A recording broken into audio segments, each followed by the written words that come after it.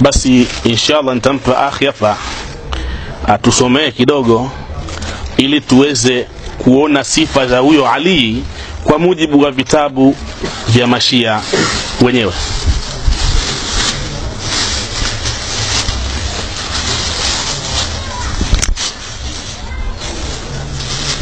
Akhi, naomba unisomee kuanzia hapa,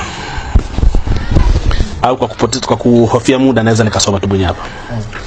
Hichi kitabu kinaitwa Mikesha ya Peshawari, kimeandikwa na Sultanul Waidhin Shirazi na kimetarujumiwa na Dr. MS Kanju, na hapa kopi yake ya Kiarabu tunayo. Anaelezea ubora wa Ali bin Abi Talib. Anasema mnamo mwezi 20 ya Shaabani, wakati Ali alipokuwa katika kitanda chake cha umauti kufuatia lile shambulizi la Abdurrahman ibn Muljim Muradi, alimtuma Imam Hassan kuwaita wale Mashia waliokuwa wamejikusanya kwenye mlango wa nyumba yake. Walipoingia ndani mnamo mwezi 20 ya Ramadhani, wakati Ali alipokuwa katika kitanda chake cha umauti kufuatia lile shambulizi la Abdurrahman ibn Muljim Muradi, alimtuma Imam Hassan kuwaita wale Mashia waliokuwa wamejikusanya kwenye mlango wa nyumba yake. Walipoingia ndani, walikizunguka kitanda chake huku wakilia kimya kimya. Ali akasema, mnaweza kuuliza swali lolote mnalolitaka kabla sijakuacheni, lakini maswali yenu yawe mafupi. Mmoja wa wale waliokuwepo pale alikuwa ni Suasua bin Sahwan, wanachuoni wenu maarufu kabisa kama Ibn Abdul Birri na Ibn Saadi wameandika kuhusu maisha na tabia yake. Wamemtegemea yeye Suasua, wakithibitisha kwamba yeye alikuwa ni mtu mwenye elimu kubwa. Suasua alimwambia Ali, naomba unifahamishe, ni nani mbora, ni wewe au Adam? Imamu mtukufu akasema, haifai kwa mtu kujisifia mwenyewe, lakini kulingana na kauli adilifu na neema za Mola wako alizokujalia zisimulie, ninakuambia kwamba mimi ni bora kuliko Adam.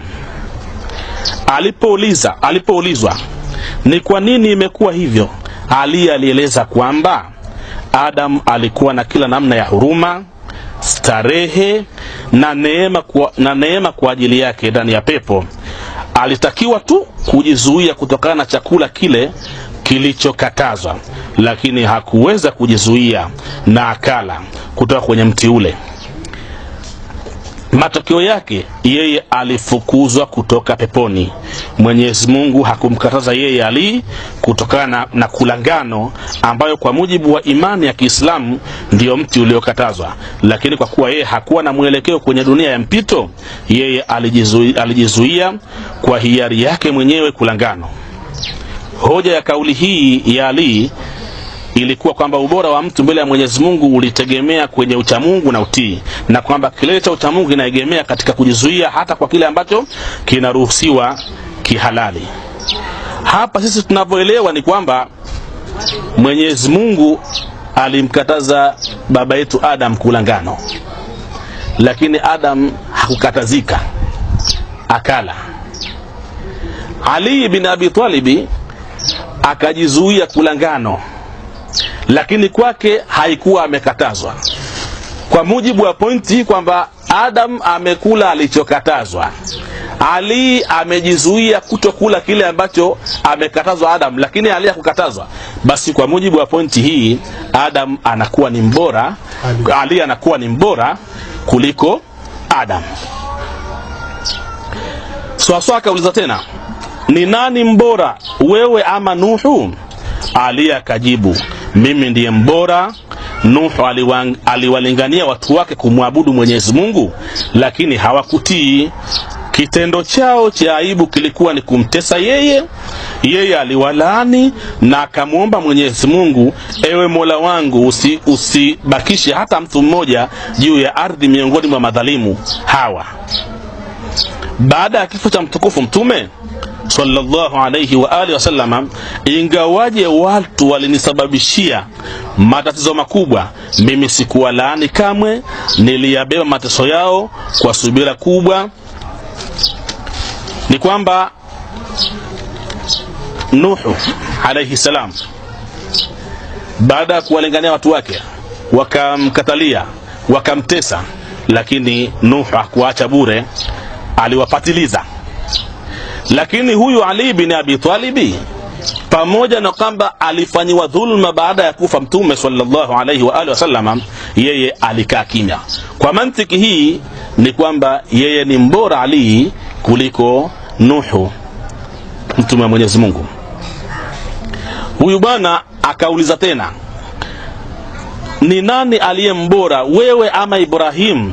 Ali akajibu, mimi ni mbora, kwani Ibrahim alisema, Mola wangu nionyesha jinsi ulivyofufua wafu. Mwenyezi Mungu akasema, kwa nini huamini? Akasema, hasha, bali ili moyo wangu utue. Imani yangu ilikuwa kiasi kwamba nilisema hata kama pazia la yale yaliyo ghaibu lingefunuliwa, imani yangu isingeongezeka. Yani ni kwamba Nabii Ibrahim, kitendo cha kumuomba Mwenyezi Mungu amuonyeshe ni namna gani anavyofufua wafu, basi imekuwa ni challenge kutoka kwa Ali bin Abi Talib kwamba yeye hata kama pazia la mbingu likafunuliwa, akaona yale ya ghaibu ambayo hayaonekani katika hali ya kawaida, imani yake isingeongezeka, kwa maana kwamba iko neti pale pale. Mathalan sisi tumekaa hapa, Allah akajalia akafunua lile pazia, tukaona moto, tukaona pepo, moja kwa moja ni kwamba imani zetu lazima zitapanda. Lakini kwa Ali hili si tatizo, kwamba hata kama angalifunuliwa. Kwa hiyo kwa pointi hii, yeye na Ibrahim, basi yeye ni mbora kuliko Nabii Ibrahim. Sasa kauliza tena, ni nani mbora, wewe au Musa? Imamu mtukufu akajibu, mimi ndiye mbora, kwani wakati Mwenyezi Mungu mtukufu alipomtuma Musa kwenda Misri kumlingania Firauni kwenye haki, Musa alisema, Mola wangu, kwa hakika niliua mmoja wao, kwa hiyo naogopa wataniua, na ndugu yangu Haruni ni fasihi zaidi ulimi wake kuliko mimi, basi mtume aende pamoja nami kunisaidia ili anisadikishe, hakika mimi na hofu watanikadhibisha. Mtukufu mtume aliniagiza mimi kwa amri ya Allah kwenda Maka kusoma aya za surat Al-Baraa kutoka juu ya Kaaba kwa makafiri wa Quraishi. Mimi sikuwa na hofu, ingawaje kulikuwa na watu wachache ambao walikuwa hawajapoteza ndugu yao wa karibu kwa upanga wangu. Kwa kuitia amri yake nilitekeleza kazi hiyo peke yangu, nilisoma aya za Baraa na nikarejea. Kwa maana nabii wa Mwenyezi Mungu Musa alipotumwa aende kwa Firauni akahofia kwa sababu ameua. Lakini huyu Ali bin Abi Talib, kwa sababu alipotumwa yeye kule Maka hakuna familia iliyosalimika na upanga wake, yeye hakuwa muoga, alikwenda. Kwa pointi hii kwamba Ali ni mbora kuliko Musa. Sasa akauliza tena, ni nani mbora, wewe au Isa ibn Maryam? Ali akasema, mimi ni mbora, kwani wakati Maryam alipokuwa mjamzito kwa rehema za Mwenyezi Mungu na wakati wake wa kujifungua ukakaribia, ulishushwa wahai kwake, ondoka katika nyumba hii tukufu, kwani nyumba hii ni nyumba ya ibada, sio mahali pa kuzalia watoto.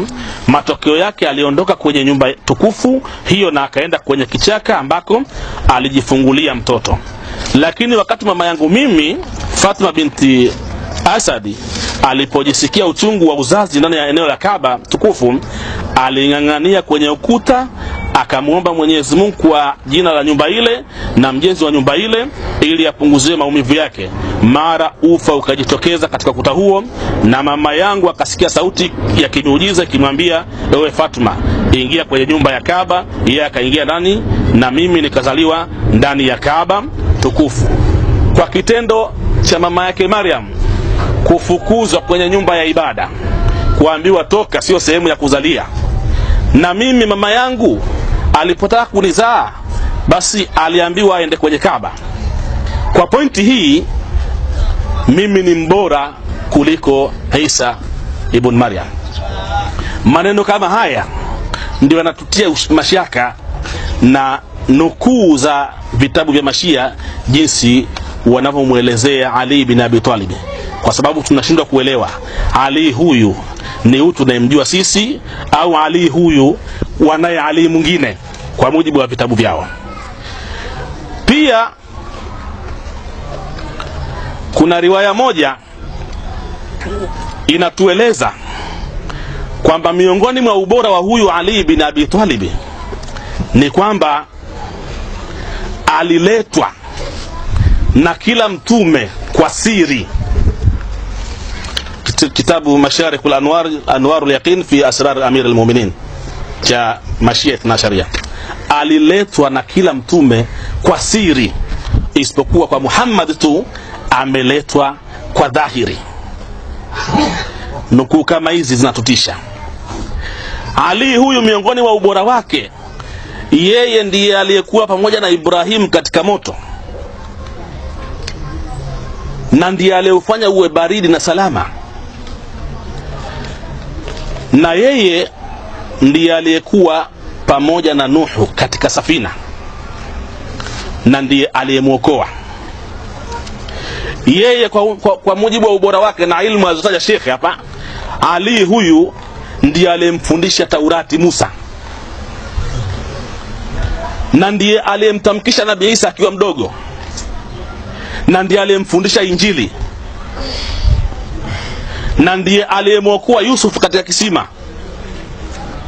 Kwa hiyo kwa mujibu wa vitabu vya Mashia, Ali tunashindwa kumwelewa.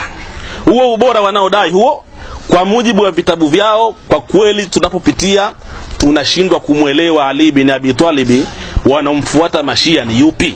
Ni huyo kwenye vitabu vya Ahlus Sunna wal Jamaa au mwingine? Tunakwenda haraka haraka. Tunakuta hapa riwaya kitabu hiki. Anasema siku moja Mtume sallallahu alayhi wa alihi wasallam alikuwa amekaa na Jibril wanazungumza, mara akatokea Ali bin Abi Talib. Jibril akasimama. Tumetaja Masharikul Anwar, Anwarul Yaqin fi Asrar Amir al-Mu'minin, ukurasa 112. Jibril akasimama, Mtume akauliza, inakuwaje unamsimamia huyu kijana? Akasema, mimi nina haki ya kumsimamia huyu kijana kwa sababu yeye ndiye aliyenifundisha mimi. Jibril anasema kama Mwenyezi Mungu aliponiumba aliniuliza. Jibril anasema kama Mwenyezi Mungu aliponiumba aliniuliza, mimi ni nani na wewe ni nani? Anasema ikawa nimenyamaza, sijui namna gani nijibu. Mara akatokea Ali bin Abi Talib akanifundisha kwamba mwambie wewe ni Mwenyezi Mungu na mimi ni Jibril. Sasa mpaka hapa kwa nukuu kama hizi inakuwa bado tunashindwa kumwelewa huyu Ali bin Abi Talib huyu wanaomfuata Mashia huyu ni yupi.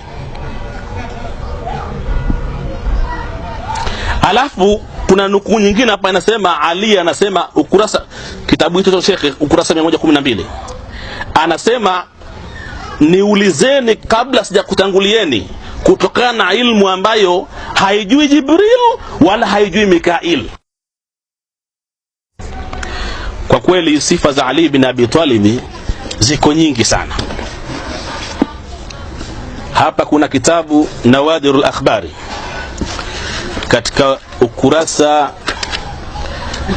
kuanzia ukurasa 391 kuna hadithi ndefu sana inazungumzia jinsi Ali bin Abi Talib siku ya kiyama atakapopewa bendera na ataongozana na Mtume sallallahu alayhi wa alihi wasallam. Tutanukuu kipande kidogo tu, kwamba anasema, yani wanamnukuu Mtume kwamba ndo anasimulia kwamba na tutakapopita kwa manabii, wale manabii watasema, na ukurasa 392, tutakapopita kwa manabii, wale manabii watasema kwamba hawa ni malaika lakini hatukuwafahamu. Yani Ali na mtume ni malaika, lakini hatukuwafahamu. Watakapopita kwa malaika, wale malaika watasema hawa ni manabii na mitume.